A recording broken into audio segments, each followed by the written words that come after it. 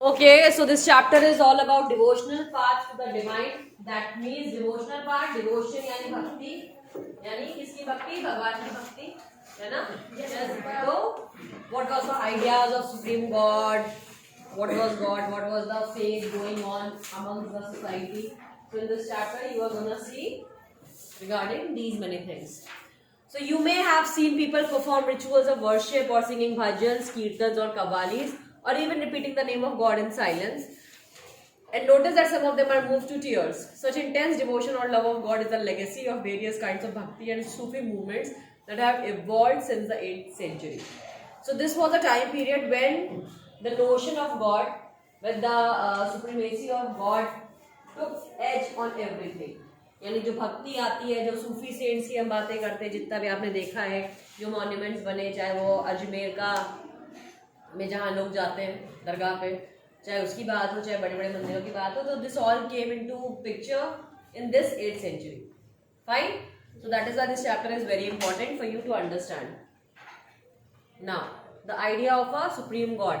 Before large kingdoms emerged, different groups of people worship their own gods and goddesses. As people were brought together through the growth of towns, trade and empires, new ideas began to develop. The idea that all living things pass through countless cycles of birth and rebirth, performing good deeds and bad, came to be widely accepted. Similarly, the idea that all human beings are not equal even at birth gained during this period. The belief that social privileges came from a birth in a noble family or a high caste was the subject of many learned texts.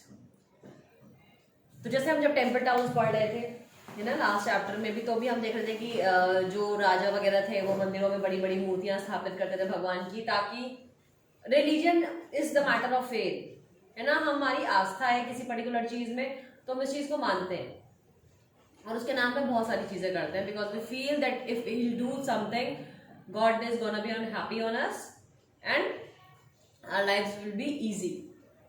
Right. तो भगवान के ऊपर कहते हैं ना, पहले के time पे ज्यादा जो एक्सेप्टेंस था that was given to the higher caste, to the kings, the brahmanas. So जितने भी बुक्स उस टाइम पीरियड में लिखी गई उस पे इन चीजों का ज्यादा वर्चस्व था. What it,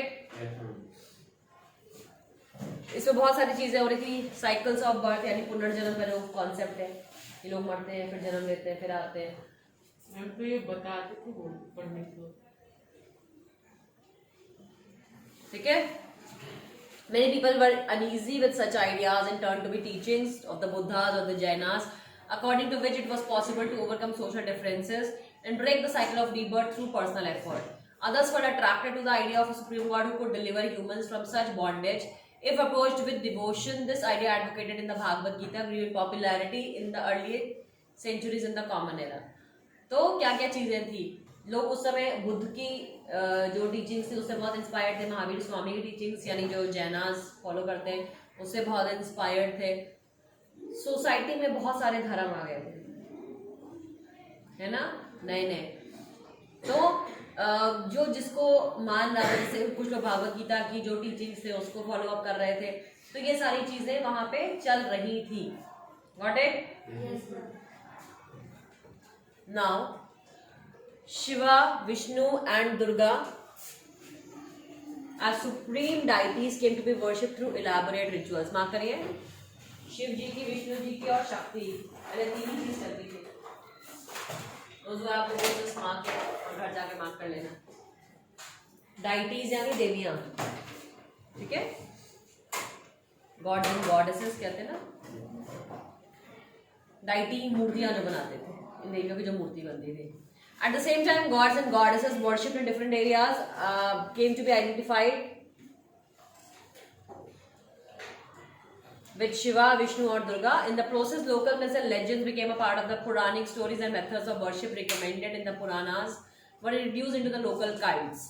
Eventually, the Puranas also laid down that it was possible for devotees to receive the grace of God regardless of their caste status. The idea of bhakti became so popular that even Buddhists and Jainas adopted these beliefs. तो जो लोग ritual follow करते थे वो वही follow कर रहे थे जो पुराणों में लिखा था. पुराणास लिखा है ना, 4 पुराण होते हैं, नहीं होते हैं, करेक्ट, 18 पुराण होते हैं, ठीक है. ये आपको पता होना चाहिए. फाइन। तो उन पुरानास में जो भी तरीके लिखे हुए हैं, जो सिस्टम्स लिखे हुए हैं, उसको लोग फॉलो करते थे। बट धीरे धीरे क्या हो गया कि जैसे पहले क्या था कि जो भगवान की भक्ति थी वो बेसिकली ब्राह्मण, क्षत्रिय और वैश्य तक सीमित थी। Shudras were not allowed to enter into the mandirs and all ना, बताया था ना मैंने ये बात आपको। जो वर्ण विभाजन था उसमें शूद्रास या स्लेव्स जो थे उनको they were not suppose to go for the at the place of God. But बाद में ये हो गया कि भक्ति के लिए you don't need any casteism. भगवान को मानना है तो ये आपका आस्था का विषय है, आप मान सकते हैं। जैन एंड बुद्धिज्म बहुत बाद में जो धर्म बने, है ना, तो लोगों ने उन्होंने भी इस चीज को मानना एक्सेप्ट कर लिया कि although they are following the path of Buddha, but still they could have the faith in any of the deity like Shiva, Vishnu and Shakti, Durga. ठीक है? A new kind of bhakti in the South India, क्योंकि हम लोग south India medieval period में हैं तो south India पे हमारा ज्यादा जोर है। सीधे बैठो। Nayanars and Alvars. Now the key terms started coming, so be cautious. The 7th to 9th century saw the emergence of new religious movements led by the Nayanars. Nayanars उनको कहते थे जो शिव को मानते थे। माफ करिए, शैव जो कहलाते थे ना, जो अभी भी कहलाते हैं शैव भक्त जो होते हैं, वो साउथ इंडिया में कहते थे नयनार्स। ठीक है? और अल्वर्स जो विष्णु जी के उपासक थे, जो उनको मानते थे। Fine. Who came from all castes including those considered untouchable like the Pulaiyar and the Punners.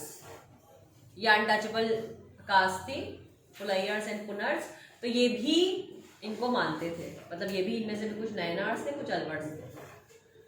They were sharply critical of the Buddhists and Jainas and preached ardent love of Shiva और Vishnu as a path to salvation. Salvation क्या बोला है? मोक्ष, मोक्ष की प्राप्ति। At the end of your life you have to attain the मोक्ष। तभी आप देखोगे जैसे जैसे जैसे उम्र होती जाती है भगवान की तरफ लोग ज्यादा इंक्लाइंड हो जाते हैं, है ना। मतलब अपने इतना 4 धाम की यात्रा भी कर ले, ये भी कर ले, लोग हज पे चले जाते हैं, तो so many things goes on together, क्योंकि उनको लगता है कि ये जो इंसान की जो लाइफ है, because you are struggling in this life, this is not a happy life, you are a human, this is not a happy life, you are here for the struggle, you are here, जो कर्म आपने पिछले जन्म में किए, पूर्व जन्म में जो गलतियां हुई है उसको सुधारने के लिए you have got again the life of a human. ठीक है? जैसे आप सपने देखते हैं, चीजें देखते हैं ना, देखो ये जो डायमेंशन है बहुत अलग डायमेंशन है, राइट? अभी आप छोटे हैं but we all are connected to the God, और if you are not connected to the God you are connected to the inner consciousness. Got it? है ना? तो आपकी जो अंतरात्मा है that gives you, tells you what is wrong, what is not wrong. समझ में आता है सब चीजें? करेक्ट? हम सपने देखते हैं, अपनी चीजों से बातें करते हैं, so many things goes on, correct? So that means something is existing. This whole world was created at some point. Who was the initiator of this? So that is why we believe the existence of God. है ना? Yes, ma'am. मानते हैं? Yes, ma'am. कहीं ना कहीं से दुनिया शुरू हुई है, तो अगर ये दुनिया शुरू हुई है तो किसी ने इसका क्रिएशन किया होगा, है ना। हम इंसान ऐसे ही क्यों दिखते हैं? Got it? See, like we are Indians, so we look like this. Some people are living in Europe or some people are living in US. They are also human beings, but they look something different. Children, you just heard the cuckoo sound. So now every day at 12 o'clock, 12 noon, the sound will come, and that means that after this you will wish everyone with a good afternoon. Is that clear? Yes, छोटे बच्चे please ध्यान दो। Junior classes 12 बजे आपको ये Kuku sound आएगी।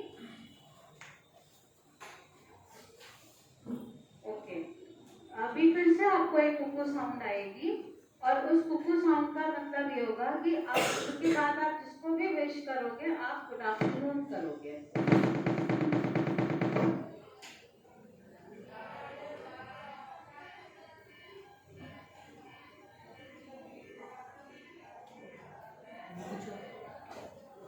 Ma'am, Nayanars हम लोग शिव जी को उसको कहते हैं, और अलवार्स विष्णु मैम जो दुर्गा है उनको शाक्त कहते थे। वो शास्त्र साउथ इंडिया में कुछ और नाम होगा, वो भी देखोगी आप।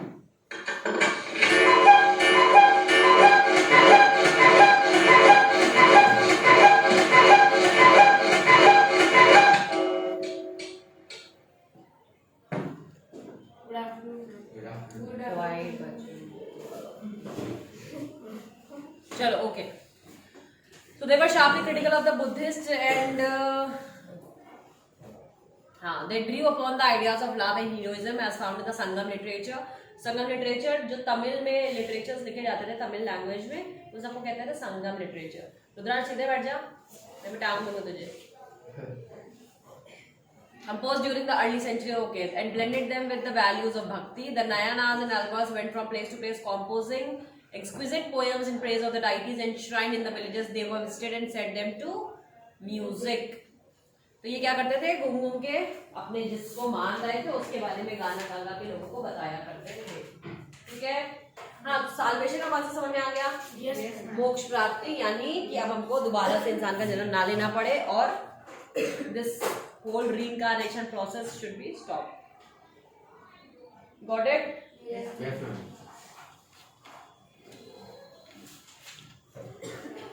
So there are some side words like hagiography, that is a writing of saints' lives.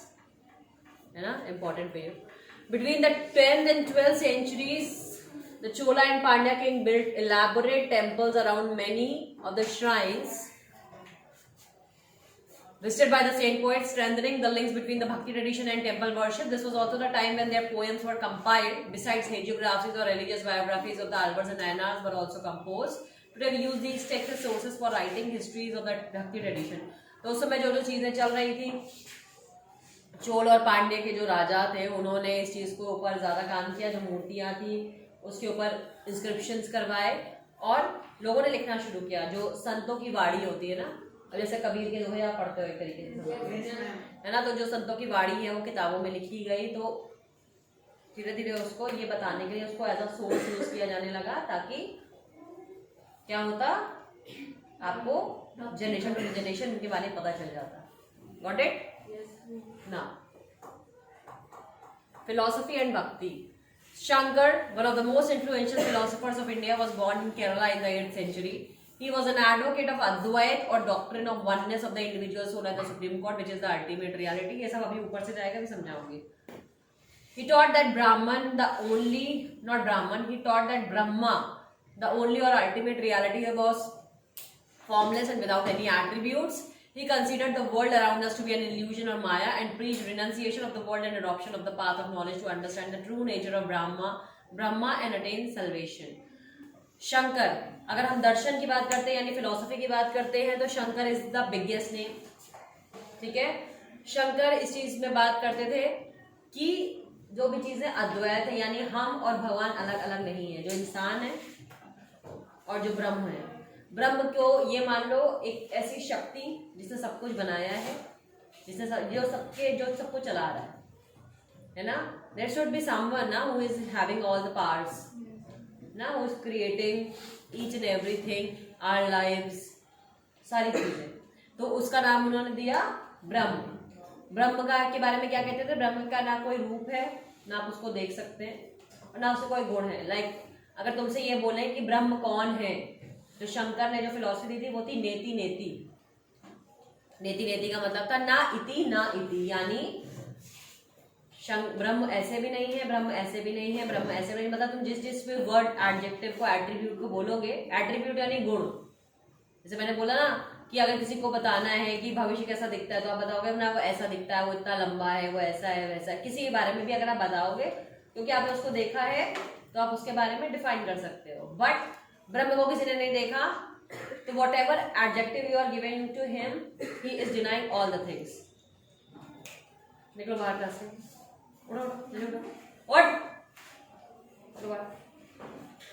Noodles बनाने के लिए आया ना, बैठो भाई।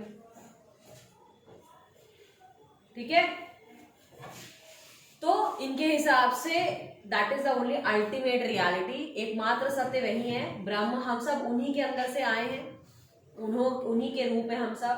What ever we are doing, we are doing because of him. Got it? So this has to be taken care by the Brahma, who is having no attributes, no exact shape and size, anything. You cannot define Brahma in one word. Got it? So this is the thing. और तुम जो चीजें देख रहे हो, this is all illusion और माया, यानी भ्रम है. मतलब ये दुनिया चल रही है, हम जी रहे हैं, हम मर रहे हैं, हम ये हो रहा है, वो हो रहा है, दुख है हमें, बहुत सारी तकलीफें हैं हमें. तो दिस इज ऑल इल्यूजन. ये सब एक्चुअल में नहीं है. आप ब्रह्म को ना देख पाइए, इसलिए ब्रह्म ने एक ऐसी एरिया बना रखी है ताकि आप बस उतना ही देखो जितना वो दिखाना चाहता है आपको. कहता है ना छलावा, जैसे मजिशियन दिखाता है ना वो जो आप दिखाना चाहता है, सेम ब्रह्मा इज डूइंग. इसीलिए कहते हैं कि हमें उतना काम करना चाहिए कि सैल्वेशन तक हम पहुंचे, यानी मोक्ष तक पहुंच जाए. जब हम मोक्ष पहुंच जाएंगे, यानी अब आप एक ऐसे इंसिडेंट्स को समझो ना. गौतम बुद्ध क्या थे? वो द प्रिंस है ना, राजकुमार थे. तो सडन ऐसा क्या हो गया that he left each and everything, all the luxuries, he went to the forest and started attainment के चक्कर में वो उधर उन्होंने मेहनत करनी शुरू की.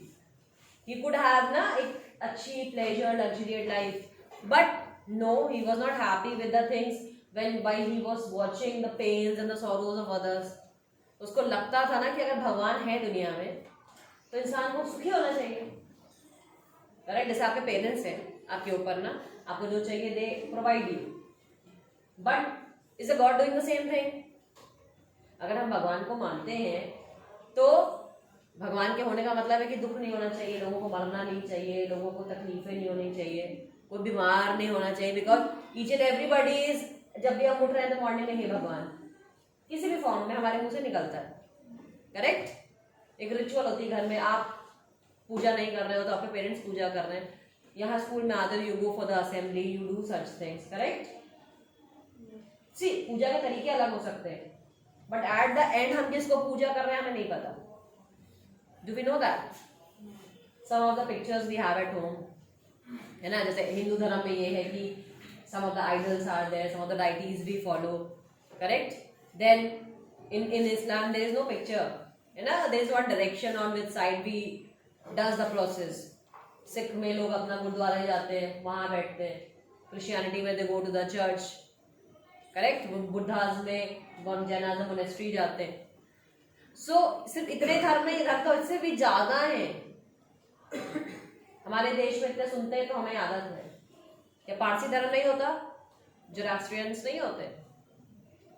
पारसी बाबा लोग होते हैं ना. धर्म तो कितने सारे. चाइना में दे हैव देयर ओन धर्म.